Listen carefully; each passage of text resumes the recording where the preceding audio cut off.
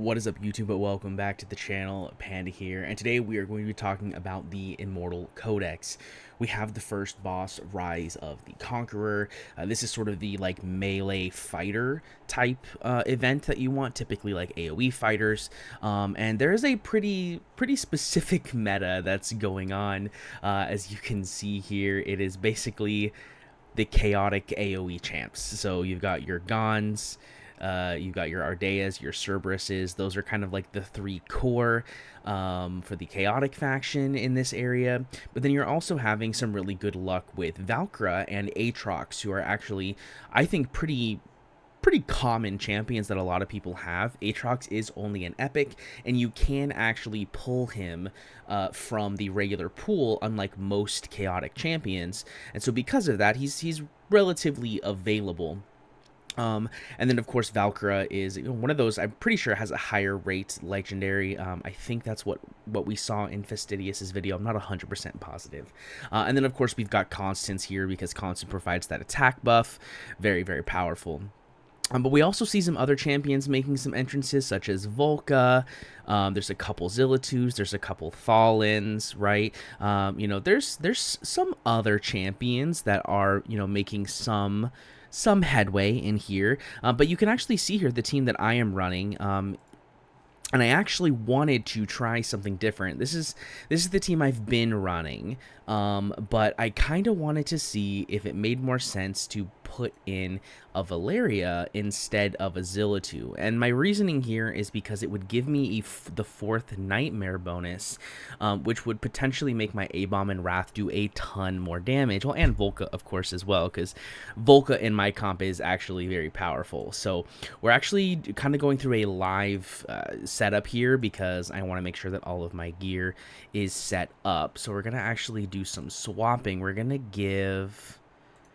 I think we're gonna give my best gear to Valkyra still, so you can get that gear, and then we will give A-Bomb my second best set, which is probably this one.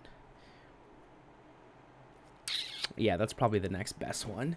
And then let's make sure Valeria is geared, which she is not. So where is Deimos? Here we go. Bum. There's Deimos' gear. And then Aatrox, I'm pretty sure, is still geared. Yep. Okay, so then let's go through and let's double check all of these. So Valkyra is using Amulet. Perfect. A-Bomb, we're actually going to give COV, since we're not using Zillatu. She's got her Flux Pendant, which we love. Volca, let's see. Let's give her Frigid Flame. Let's do that. And, oh, I almost forgot. We got to swap her gear as well.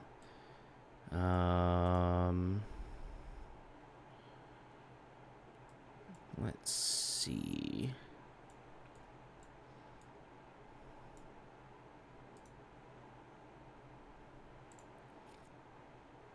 Yeah, that's a good set.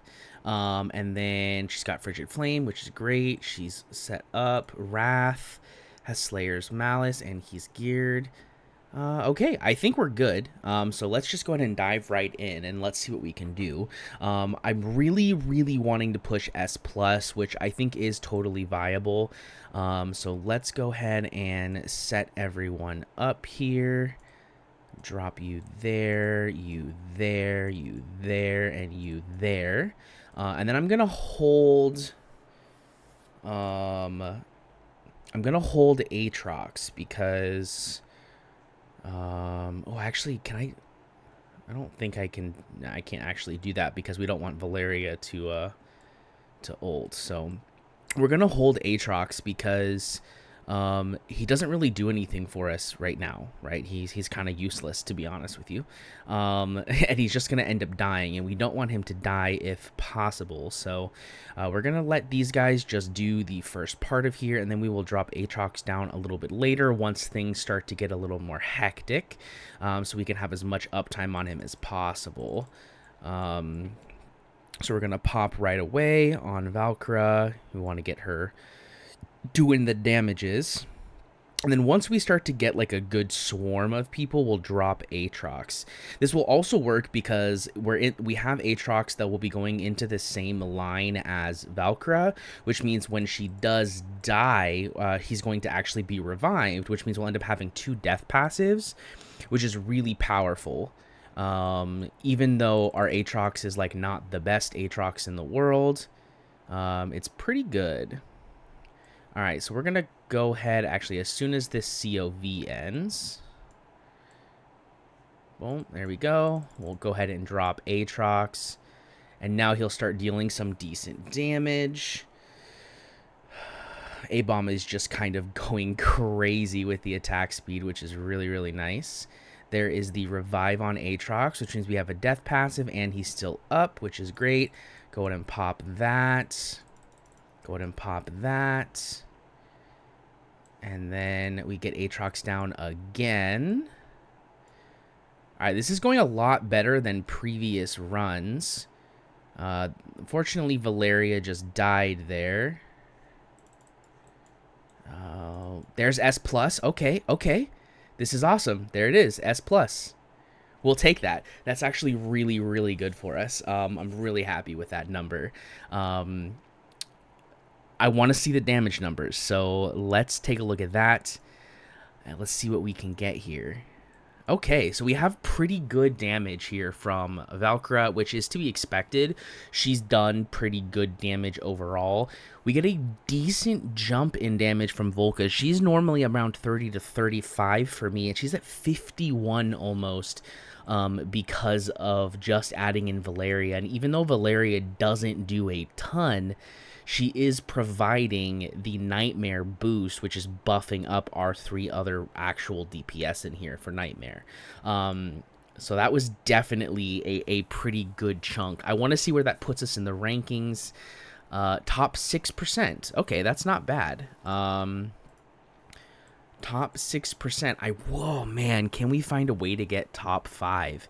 That would be kind of game changing, because those, I know it doesn't seem like a lot, right, but 2 extra ancient summoning crystals adds up to a lot. This event goes on for 14 days, right? So assuming you can get top 5% in all 3 of the bosses compared to top 10%, right, that's 2 additional shards per day, which adds up to a total of 28 additional shards. That's almost 1 full ancient summoning crystal just for getting from top 10 to top 5, especially when you're this close, right? Like I'm at top 6%, so getting just a little bit of extra damage from somewhere could really be the difference.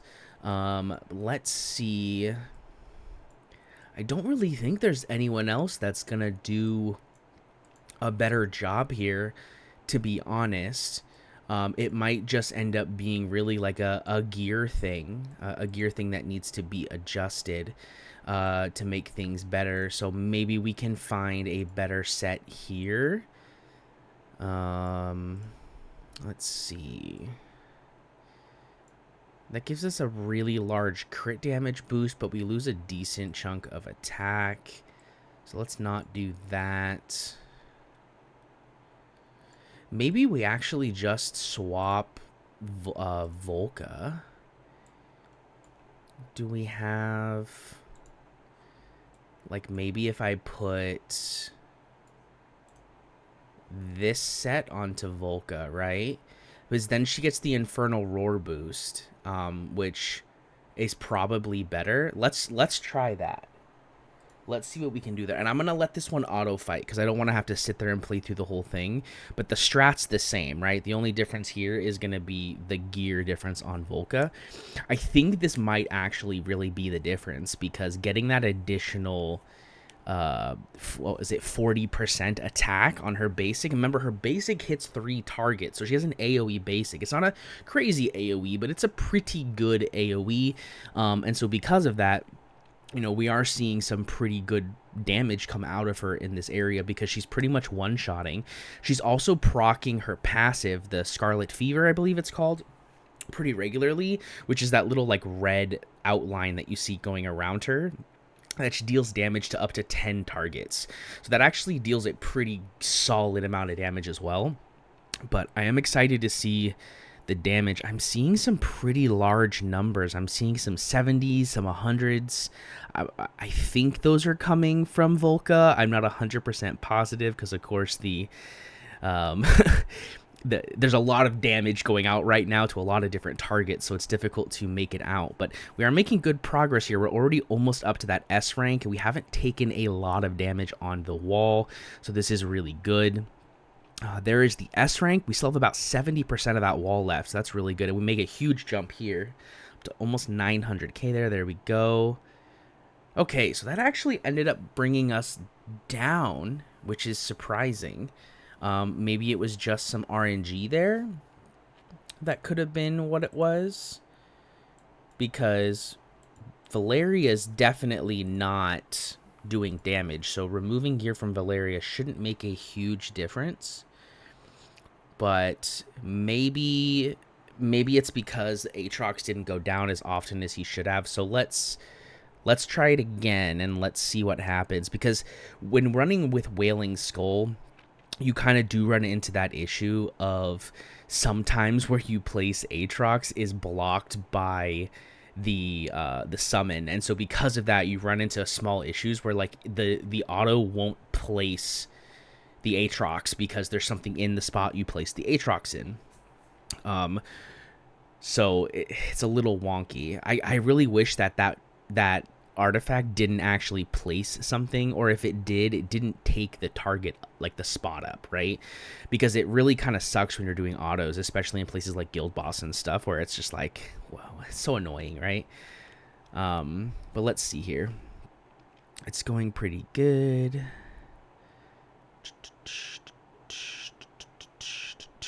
Okay. Valeria is taking some damage, but kind of to be expected, right? Again, she's not really like the main damage dealer here. It might actually also be that we swap Flux Pendant onto Aatrox so he gets more crit damage. Right now he has that Rage Chain or whatever it is. This is going pretty good though. There's the S+. Okay, so let's try that. Let's swap the Flux Pendant, because I don't think that was a higher number, right? Oh, it was a new record. Okay, cool. Let's see. Oh, wow. A-Bomb actually did way more damage that time around. Interesting. Let's go check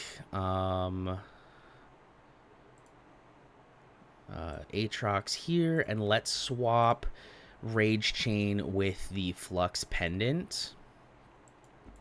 And then we'll put the Flux Pendant back here. Or, sorry, the Rage Chain here. Or actually here, you can just have Realm Tear, I guess. Huh. Actually, maybe you get Realm Tear and you get Cov, and then Valeria gets Frigid Flame,